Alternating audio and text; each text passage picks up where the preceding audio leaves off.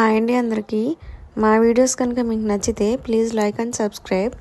ఈరోజు నేను చేసే కర్రీ వచ్చేసి చేపల పులుసు. చేపల పులుసు అయితే ఆయిల్ వేసుకున్నాక పచ్చిమిర్చి ఆనియన్స్ వేసుకున్నాక అల్లం పేస్ట్ వేసుకోండి. నేనైతే అల్లం పేస్ట్లో అల్లం వెల్లుల్లిపాయ ధనియాలు చెక్క లవంగా వేసేసి మిక్సీ వేసేసాను. అది పచ్చివాసన పోయే వరకు కొంచెం వేపండి. వేపినాక చేప ముక్కలు శుభ్రంగా కడుక్కున్న చేప ముక్కలు వేయండి. వేసినాక ఉప్పు కారం పసుపు వేసేసి వాటిని మిక్స్ చేసి వాటర్ పోయండి. మనం గరిటతో మటుకి చేప ముక్కల్ని మిక్స్ చేయకూడదండి, ఎందుకంటే ముక్కలు అయిపోతాయి. మిక్స్ చేసి వాటర్ కలిపినాక కొంచెం ఉడుకు పట్టాక చింతపండు పులుసు మనం తీసుకున్న దానికి తగినంత చింతపండు తీసుకుని పులుసు వేయండి.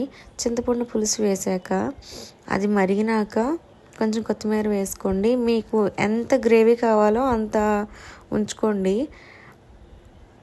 అంత ఉంచుకున్నాక కొంచెం కొత్తిమీర వేయండి. కొత్తిమీర వేసుకున్నాక మీకు కావాల్సినంత థిక్నెస్ ఉంచుకొని ఆఫ్ చేసేయండి స్టవ్. నాకైతే ఈరోజు కర్రీ అయితే చాలా బాగా వచ్చింది. నాకు బాగా నచ్చింది, మా వారికి కూడా బాగా నచ్చింది. మీకైతే చూడడానికి ఎలా అనిపించిందో కమెంట్ చేసేయండి. మీ ఇంట్లో ఏం కర్రీ వండుకున్నారో కూడా కమెంట్ చేయండి. నా వీడియోస్ కనుక మీకు నచ్చితే లైక్ చేయండి, సబ్స్క్రైబ్ చేయండి. మీరు లైక్ చేస్తేనే నాకు కొంచెం సపోర్టివ్గా ఉంటుంది, సపోర్ట్ చేస్తున్నట్టు అనుకుంటాను. ఈరోజైతే ఇదేనండి ఫస్ట్ ఫుల్ వీడియో. ఇప్పటి వరకు నేను ఛానల్ స్టార్ట్ చేసినాక ఫుల్ వీడియో పెట్టలేదు. ఈరోజు పెడదామని పెట్టాను. మీకు ఎలా అనిపించిందో కమెంట్ చేయండి. ఇంకొకరికి షేర్ చేయండి, మీకు తెలిసిన వాళ్ళకి షేర్ చేయండి.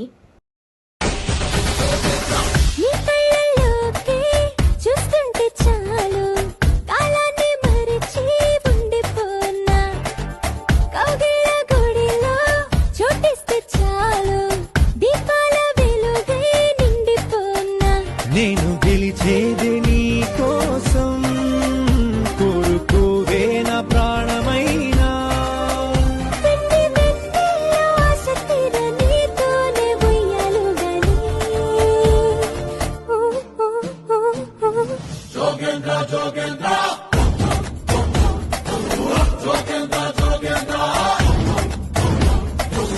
రాధమ్మా రాధమ్మా రావే రాధమ్మా, నా గెలుపు నా ఆనందం నీదే లేవమ్మా.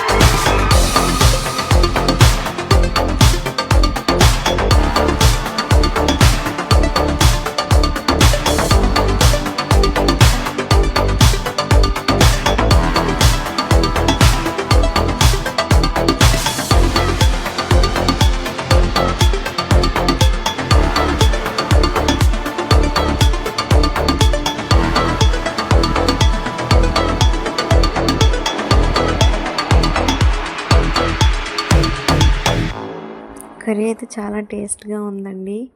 అందరికీ బాయ్ బాయ్. మా వారికి కూడా బాగా నచ్చింది. మీకు ఎలా ఉందో కామెంట్ చేసేయండి.